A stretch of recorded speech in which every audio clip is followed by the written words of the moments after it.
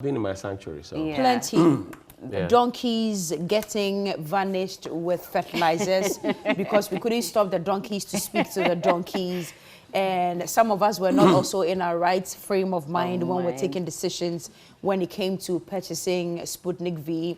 It got overpriced. We got in touch with Al Mahmoud Maktoum, whilst the opposition had direct access to the Russian government. There's been shooting. Oh, you were here when Ojura happened. Yeah, Ojura. So we have. Were you here? Yeah, I was here. He was here. Oh, really? He was here. But I broke the news on Ojura. Yeah. Okay. But the aftermath of it, you weren't here. Okay. Exactly. Now we have upgraded. Now, just yesterday, Salah celebrations, Abu Abutu has happened. Shooting, A 16-year-old boy has lost his life. Another injured from a stray bullet. As we sit, I'm not sure where the bullet came from, whether it was from the mosque, the Masalachi, or wherever. We are not really sure. And then something else, Bella, something else that has happened. The faith check. Yeah, that's one as well. GRA. Yes. The audio money. The audio money, and then Bella, the midterms, whether they should go on midterms or they should sit at home or they should. I don't know. Like it's pointy issues. So you know that for the midterm, I'm trying to wrap my mind around it. And I remember that when the children resumed school, they had done about 2 weeks, then they went on Easter break. Yeah. They were due to return, and then they were told to hold on until the 5th of May because the Ghana Education Service said that Charles had told them that the children had to take a longer break so that when they go back to school, the 1,080 contact hours was not going to be affected. Was that not what they said? That's what they said. They made a strong case for it. In fact, at the time, the Charles people had told us that they didn't have enough furniture, beds, and all of that. The Education Ministry had said it was not the case, but they wanted the children to take an early break. Yes. Some of the CSOs in education had also mentioned that we didn't have money to take care of the children in terms of feeding. And the Education Ministry and GS again had come to deny that that was not the situation. So now I'm reading that the children have been told to go on a break, a midterm break, and the argument is now being made that, well, they cannot learn for a long period, and because those issues were raised without a break. And the Education Ministry said they had factored all of those things into it by GS. They wrote a long letter signed by Cassandra Chumampofo that this was it. So why are they now being asked to go on a break? And now they have altercation with security authorities. The children said they were brutally beaten, some were bleeding, some collapsed, and all of that. The police says nothing of that sort happened, and so we should retract all those publications as well. I wish it was us who told the children or wrote the script for the children to say this and say that. Yeah. We went there as press, and the children spoke to us. The children told us what they saw. The children told us what they experienced. And I think that this whole point where people in authority start thinking that it is what they say that must apply. It's getting really nauseating and out of hand. I'm sorry, but I know that we have very, very, very good policemen and women, and I have a lot of respect for the regional commander in the Ashanti region. But we didn't tell the children to tell us what they told us. We went there, of course, it was inertia. The children had just been beaten, according to them. They showed us the bruises and the cuts and the bumps that they had. So when somebody now says that it is not what it is, mind you that it is the same set of regional police command and all of that we are dealing already with in Ejura. Because if we had not been, then I've always maintained that everything that the Ejura committee is doing now, everything that the Ejura committee is counting on to do its committee sittings largely comes from what the press covered that day. What Ibrahim was, Erastus Asari Donko and the rest carried that day. Everything from, if the press had not been there, nobody would have seen the soldier kneeling down to aim to shoot. True. If the press had not been there, nobody would have seen that the police had water cannons and they were pushing water. If the press had not been there, nobody would have seen that the police didn't have tear gas. If the press had not been there, nobody would have seen that the people were pelting stones. We showed the thing live. So now this whole argument of it is the press, it is the press.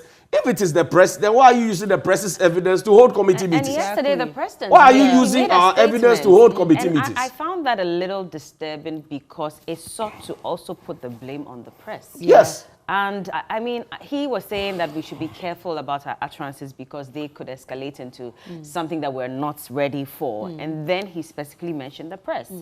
And I was worried about that because, again, if they keep insisting that the press was wrong, there are other people who have also made certain utterances that were distasteful. Why is he not castigating those other people and only focusing on the press? You know, and I just didn't understand why the president was making that statement at that time, especially because people are asking him to come out as the president and condemn something that one of his party members said live on TV about, you know, beating a press man for wrong journalism or whatever. But he did not say anything about that and went on to talk about the press. You see, I was worried about the fact that the president keeps talking about press freedom, because if I have given you food to eat, he mentioned Bella, it yesterday. If I've given you food to eat, you came to me and said you were hungry, and I've given you food to eat, and you are satisfied or you're full, there is no way unless you want to be dishonest, there's no way you can go and tell another person that you're hungry. And there's no way I would be trumpeting to people that have given you food. You will be the one telling people that I gave you food when you were hungry because now you are full. The fact that the president keeps talking about press freedom and keep rehashing it, it means that he acknowledges that there's a problem somewhere. I'll tell you something. The health minister, our own health minister, a few days ago, he was before the committee in Parliament, the bipartisan committee in Parliament. His own party people and the party people of the opposition. He had said on that floor, on national TV, under oath, because he has been chairman of the Public Accounts Committee before. He has been a long-standing member of Parliament representing the good people of Doma Central. He said on that occasion that he did not think properly. He went on to say that he arrogated powers that he didn't have unto himself. He usurped Parliament, representing 275 members, representing all of us. He usurped the powers of cabinet. That is a very dangerous mistake. Then a few hours later, you go onto his Facebook page and he writes that what the press are reporting, which is actually verbatim of what he has said, that it was fake news. And I was thinking, is the man trying to redefine fake news for us or what? And that's very typical of politicians. They say one thing and then they turn around to say it is the press. So even this one, where there's video and audio evidence, he comes to say it is fake news. You remember the health minister had COVID-19. And he told us that he was resting at the University of Ghana Medical Center because he was taking his diabetes medicine. It took the president of the Republic of Ghana and one of those his fellow Ghanaians' statements to come and tell us that indeed his health minister had COVID. When in fact the health minister had told all of us that when you have COVID, don't hide it because they don't want stigma to be there. They want to find you and help you to treat the COVID. So every step of the way, you are seeing that there's some height of dishonesty. Yesterday, the health minister puts up another thing that, it was not the details of the contract that he said he was not thinking properly about, but he was talking about the circumstances at the time. Boss, we heard you the first time you spoke. You spoke in plain English. You didn't respect Parliament. You didn't respect Cabinet. You sought to hide behind 61 to be able to come and get parliamentary cover later. You heard what happened in the UK. Your counterpart in the United Kingdom, after he had made the health minister in the UK, after he had made the COVID rules and went ahead to kiss a woman, he honorably resigned. The health minister, I believe, is making these statements and trying to cover up and make excuses because he knows nothing will happen to him. Nothing. He knows absolutely nothing will happen to him. Absolutely nothing. For a man who is a chartered accountant, a man who is the boss of the Public Accounts Committee of Parliament, who understands that you cannot spend state money without going through the proper approval channels.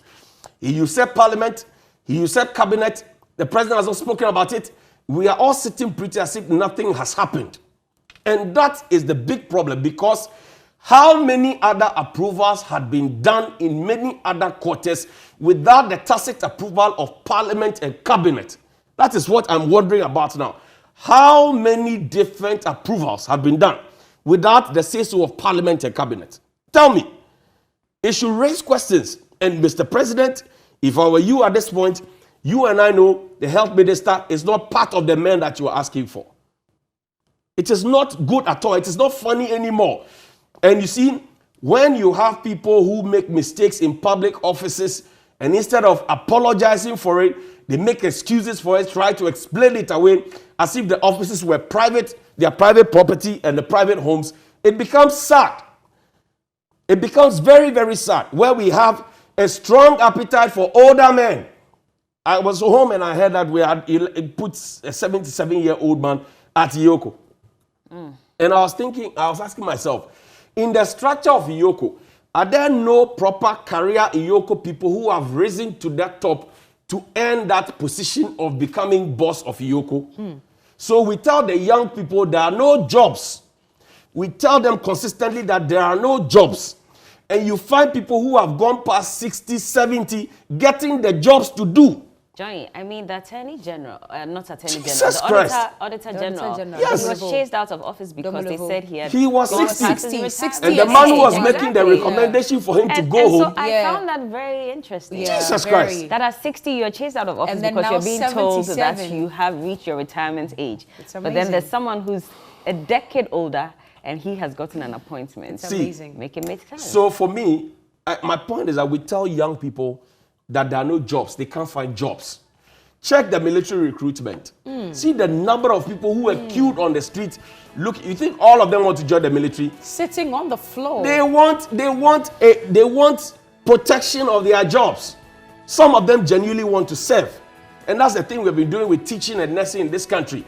People get in there because they think it is a springboard for them to get other jobs. So they want a safe and secure source of income that they can survive on. We cannot continue doing this to ourselves, where you tell young people that they can't find jobs, but old people keep finding jobs. Say you, if you're an old man, you have done 60, you have done 65, 70, 68. You have served in public office for more than 20, 30 years, some 35, 40 years. If now it will take 2-3 years contract for you to make a mark, then remember that your 30 years that you served, you failed the country. Because if you served for 30 years, and you still now need 2 years, 3 years, 4 years contract, sometimes there are young people, even within your parties, who can do the job, and you are holding on to positions. Shame on you this morning.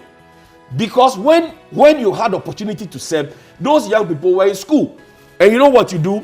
Once you go and sit at the top and you block the old people with the top with a lot of old people, the young people who are supposed to be getting entrance at the early stages to be getting in to also climb up, there's a blockade. That is what you are doing to us.